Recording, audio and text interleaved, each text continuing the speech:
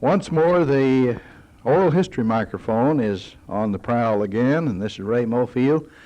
And today our guest is Mahalia Fulton Brown of 100 Morningside Drive in Benton.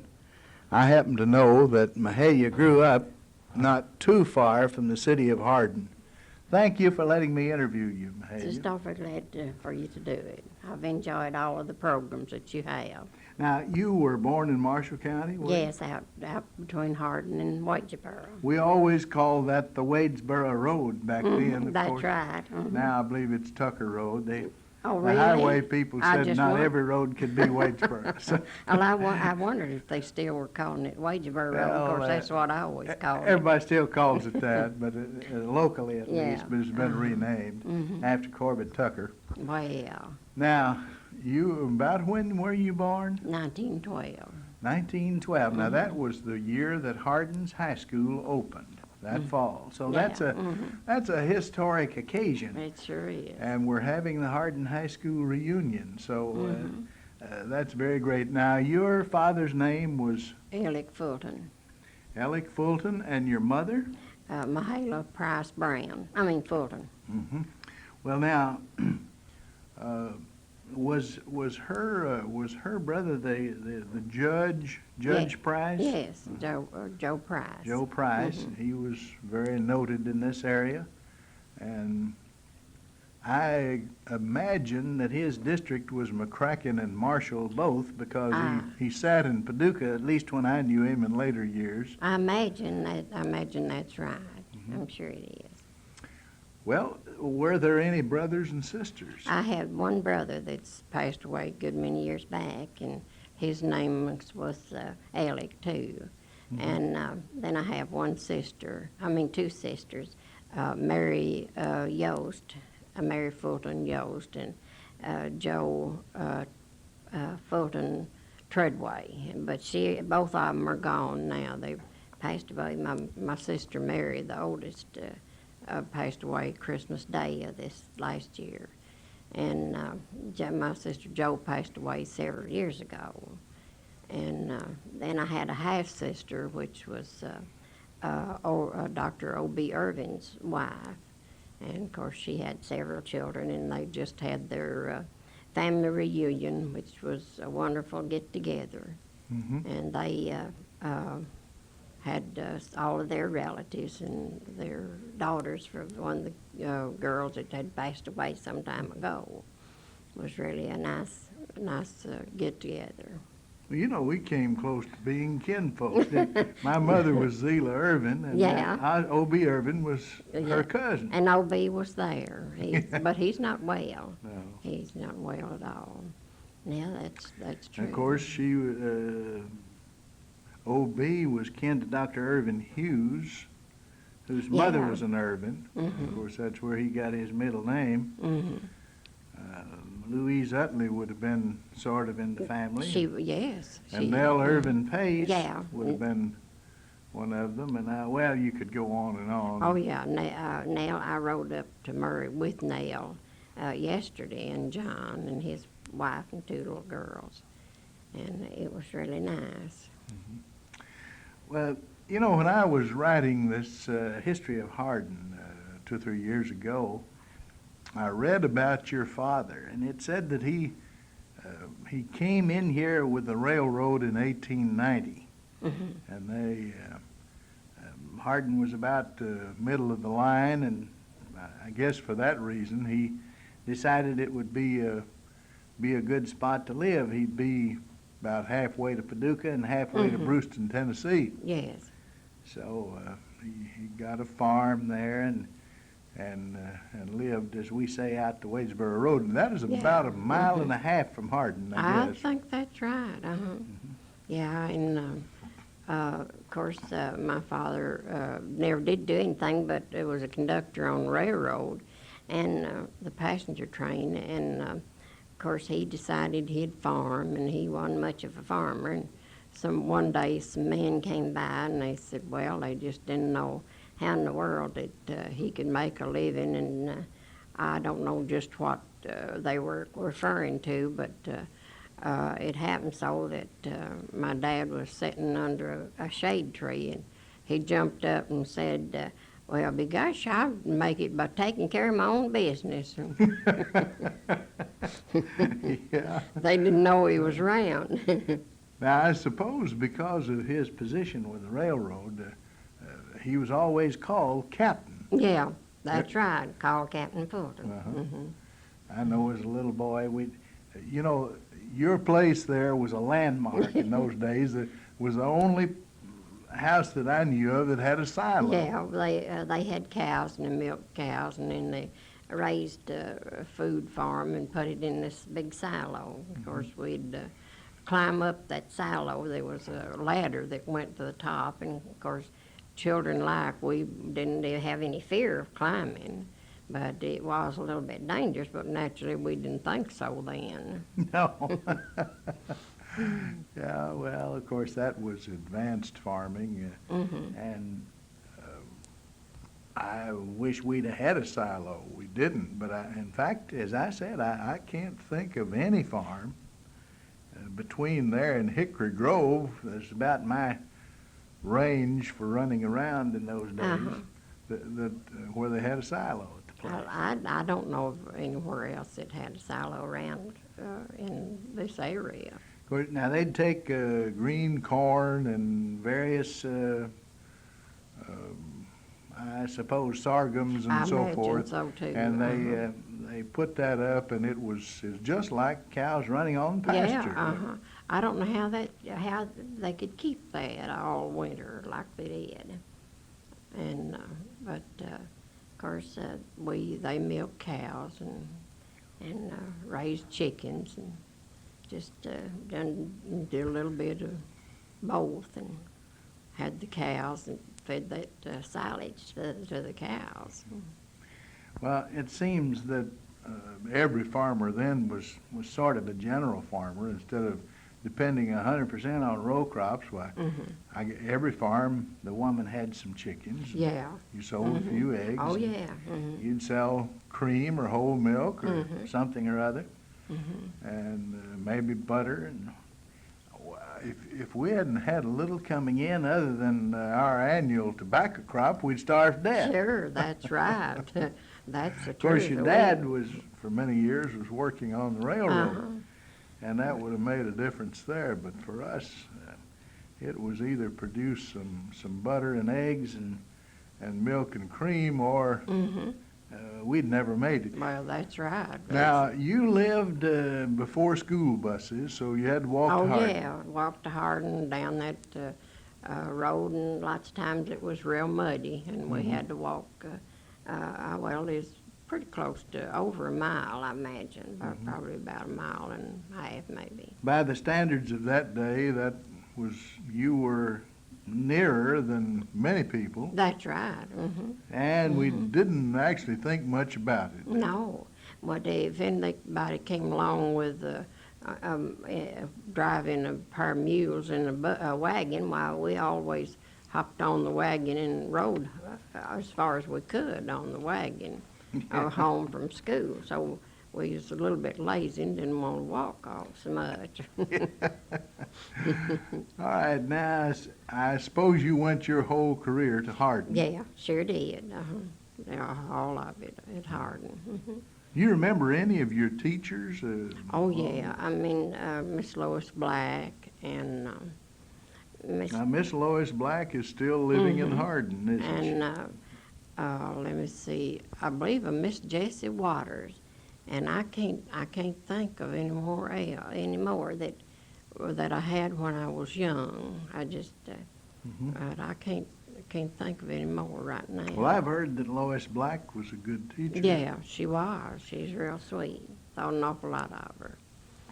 Just an awful lot. What did you like the most? Do you like the spelling or the reading or the arithmetic? I wasn't very good at arithmetic. They kind of had to pushed me along in that class and just kind of let me say that, well, she passed, I reckon. That's about the way I was.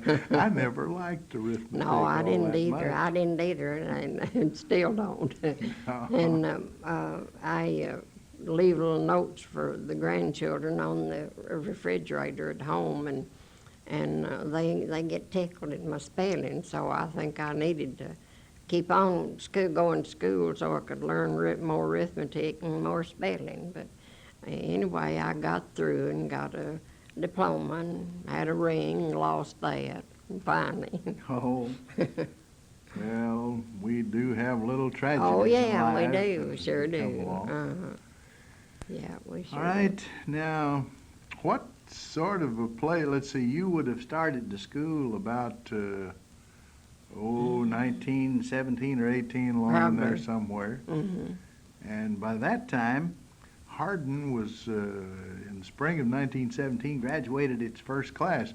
In fact, I'm hoping that Mr. Lewis Jackson, who was the only living member of that first class, might be here at the reunion today. Well, I hope he is. I enjoyed talking to him, and I just thought it'd be nice if he did come today. I sure hope he does anyway.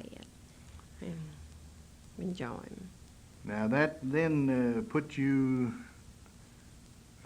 to be graduated about 12 years later.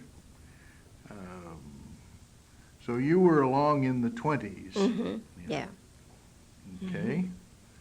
Now, some people talk about the Hardin School under Junius Lewis. Yeah, now I remember Mr. Lewis. Mm-hmm. He was principal and taught a number of, back then they didn't have a principal who did no teaching. In fact, I guess he worked as hard as, maybe harder than any of the other I teachers, imagine so. because he didn't have very many. That's true. Mm-hmm. Just wasn't too many that was going to school. And I think they began originally with only 2 high school teachers and maybe a couple of grade school teachers. Mm-hmm. So now, when I was graduating in the class of 40, there were still only 3 high school teachers there. Well, And let me think a minute. I guess there were only 3 elementary teachers at that time.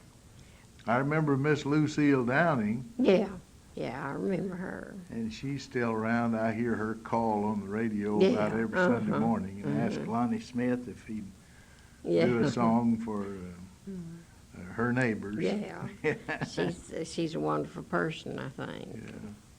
Just think she's a wonderful person. Right now, you were eventually married, Yes, and whom did you marry? married Ed Brown. His Now, folks. Ed Brown was one of the Wadesboro, Yeah. Mm-hmm. Billy Brown's son. Yes. And what was his mother's name? Annie. Annie Brown. Mm-hmm. And let's see, there was Caddy, and there was W.A., and there were Pat. 2 or 3, Pat, and there were 2 or 3 girls. Yeah, there was Lizzie and Willie and Minnie and Daisy. 4 girls. 4 girls. Well, I couldn't remember how many girls there were. Mm-hmm. I remember sitting in Caddy's lap 1,000 times. Everybody knew Caddy. Yeah, he raised every boy in that Yeah, I neighborhood. reckon so too. And I'd always say, Caddy, I want you to tell me a story. I imagine he's pretty good at telling stories, wasn't He he? was great. He was the best I ever heard. And, I imagine he could think up several too. Well, he told a lot of old tales, of course, and then some of the more traditional ones, like 3 Bears, that we had in our school books. Oh, yeah. Yeah, everybody liked Caddy, I reckon. I never did hear anybody say that they disliked Caddy. All right, now you and Ed were married, and what did you do? Well, we Were you farming? we farmed a little bit. We milked cows and raised hogs, and just Did you always live in Marshall, or did you run No. off to Detroit like a lot of No. people did? Well, we were in Detroit for a little while, and then my parents' health got bad, so we just came back here and went to milking cows and raising a few hogs too, and to help them out. I needed to be close to them so I could help them out. So we came back to Benton, to Hardin, and I call it Benton because I live in Benton. You live in Benton now. Yeah. Well, anyway, we're still in Marshall County. Still in Marshall County. Just can't leave Marshall County. It's too good. Did Ed work in an automobile Yeah, plant? he worked at Ford's in Detroit. Boy, an awful lot of people made Model Ts and Don't Model didn't they A's. though? They sure did. Yeah, they really did. Yeah. I know. I can remember when my uncle, Mama's brother, oldest, died he was in Mayfield and passed away, and my Uncle Norman had a T-model Ford, and we just thought that's grand to get to ride to that car to Mayfield. Why, it was. Yes. That was 20 miles away. Oh, That's a long sure. trip. It was. It's a long trip to get to ride in that T-model. You know, Boris Utley one time told me that they had, his dad, of course, worked as a mail clerk, and that was a better paying job than a lot of people had. So they had a car, and they were going to visit some people over in Hopkinsville. And he said his dad got ready for it for about a month ahead of time. He had fairly new tires on the car, but he bought 2 spares. And they set out, and by the time they got home, they'd had to buy 1 more tire. Well, they must have been traveling pretty fast then. Well, you know, bad roads. Bad roads, And the tires didn't last then like they do now. I imagine that's They had right. cotton cord, and it didn't hold up like, say, the nylon and the newer kinds of synthetic fabric and steel belted. We never heard of that No. back then. So you'd hit a big rock someplace and have a blowout. And of course, they didn't have nice highways like we do now to travel on. Just, a lot of them, I guess, were just dirt roads too. Probably not too much gravel on them. Tell us what Hardin was like as early as in the early days that you can Well, remember. I can remember the schoolhouse, of course, very plainly, and of course they had liver stables where the people kept their horses. Now, I believe old Beera Stagner told me once, she was in Edwards then, that she drove a horse and buggy to Hardin and left it at the liver stable every day. Well, you see, some of the school children had to drive that lived a good piece out. They had to drive, and of course, I'm sure they left theirs at the liver stable too. And then down, I believe it was down from where Thomas Kello lived, they had the jail there at Hardin. And then, of course, the bank was On the corner where the corner. building's still there now, isn't it? Yes, Yeah. it is. And then they had the big store there in the front that faced the railroad track. Oh, yeah. In my day, they called that Davenport Brothers. I understand when it was first built, it had a different name, but I can't tell you what the name was. I can't either. I can't remember. But And Henry and, was it Gus Davenport, ran that? Yeah. And then they had I suppose it's their brother or a relative named Henry Davenport that ran a restaurant across there in what I call the Horace Warren building. Yeah, that was, of course, when Horace Warren had it, wasn't it a kind of a hotel there that they run? Oh, yeah, on the corner. On the corner. That big 2-story white frame house was was the Warren Hotel. Yeah, I remember that too. Mm-hmm. I don't know how long it stayed up, but at least I can remember, say, 1930, and it was there then. Yeah, it was there as And long then as I could remember. Somewhere along in there, maybe in the late 20s, he built this row of concrete block buildings. There were about, maybe 5 in a row there, weren't there? I believe so. There was one was a grocery store, and one was this restaurant. And he himself had a little store there, kind of a dry goods, yeah. notions of various kinds, and so on. What all they were, was the post office in that at one time? I believe it was. Yeah. I think so.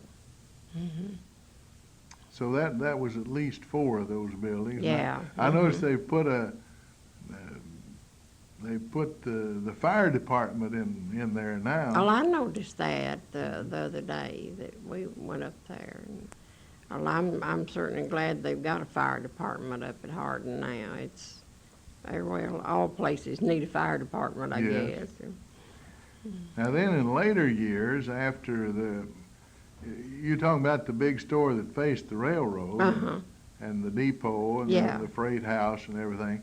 Now, on what they used to call Main Street, now they call it Commerce, I think, where the bank was. There was a giant store there that we call Pace's, Ted Pace's store. And I can remember, the original name of it was Ryan Miller. Yeah, I believe that's right. Now, there was a big garage by the side of it that Clyde Youngblood ran when I was a kid. And, well, let's see. Somewhere in the 20s, Dr. Caulfield's office was Yeah, now it was up there. between that corner and Yeah. the one on the south side across from the telephone office. Yeah, now that we did, I remember the telephone office too. It was up there on the south side. Now, along somewhere in there, a fellow told me once was the Hardin Enterprise, and then later the Hardin Star and the Marshall County Star, a newspaper that was run by Leona Starks. I believe it is in one of those buildings. I think so, one of them. Now, between those 2 store buildings, back to back, that is, Davenport's on one side and Pace's on the other, there was a Houston and Reddick Pace had a blacksmith shop. Yeah, I remember the blacksmith shop too. And then the big mill. The mill was, well, now the mill's been there as long as I can remember too. Yeah, that, of course, they finally tore the old building down, but they've got kind of a farm store in there, grain company. Well, let's see, Trimble and who was that other boy? Oh, now that's one, is it Lofton Trimble's boy? Well, it is his grandson, Oh, Jerry Trimble, but I think maybe he's gotten out of that now. I can't, it seems to me like he had a partner, maybe all the way through or part of the time, but it's Dunnigan, I think. Yeah. Like Dunnigan. Yeah, I That'd have been believe- Howard and Willie Mays. yeah, it should, I imagine. I wondered if Yes. it wasn't Will May's son that owned part of that building now. Well, there were, your dad, of course, worked on the railroad. Did you have a pass where you could ride? No, that was before my time. No, and of course, another kind of funny incident, and I threw the paper away and wish I hadn't, because they would have got a kick out of it at the reunion yesterday up at Murray. There was somebody back then, the cattle just run loose all over the country. And somebody said they had a bull that was up in the field there, and a train hit it and hurt it pretty bad. And this man, well, he was one of these old-timer men, and he couldn't talk very plain. And he said was talking about whoever owned the train, that he wanted them to pay for his animal. And he said, and as far as Captain Fulton, I just hope that both of his legs will get broke. He blamed him for that. Yeah, he blamed him some too. Yeah. Well, they didn't have a stock law. No, they didn't have a stock law. So, I guess, well, I don't know what they do with a thing like that. They tried to make the railroad pay it. Yeah, they yes. tried to make the railroad pay it. I don't know whether the railroad ever paid it or not. Well, I can remember what a great time it was in Hardin when the train ran. There were about, 2 trains north and 2 south, I guess. And along about 3:15 in the afternoon, there'd be a train going south. And about 8 o'clock at night, there'd be one go north. That was the last one. Now, the morning trains were, I guess there's one that went to Murray got there about 7:30. It probably was, and then came back at night. Now, when the other one went, I've forgotten. And that 3:15. That was really, back then, that was, of course, that was before my time, but it was, they had, that was a center of attraction to go and see the train stop. And Yeah. they'd all the young folks would get all dressed up and go to see the train stop there at Hardin, and see who got off of it and all. Well, we're just about out of time. We've got a couple of more minutes. Or anything else you'd like to say especially? Do you have any grandchildren? Yeah, I have 2, Richard Hendrickson and Julie Hendrickson.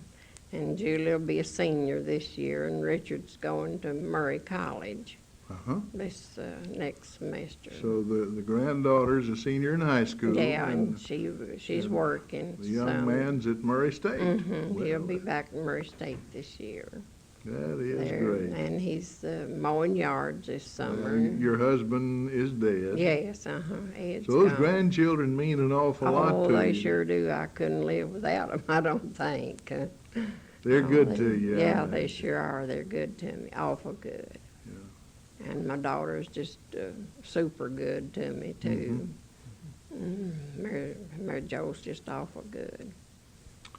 Well, we thank you very much for consenting to this interview. And Well, I've enjoyed it. I hope I've told a little bit. Well, you have. Out a little. You've done real well, and we thank you very much. Thank you so much. We've been interviewing on our oral history program Mahalia Fulton Brown of 100 Morningside Drive here in Benton, and a native of Marshall County who grew up and lived for many years in Hardin. This is Ray Mofield speaking. We return you now to our studio.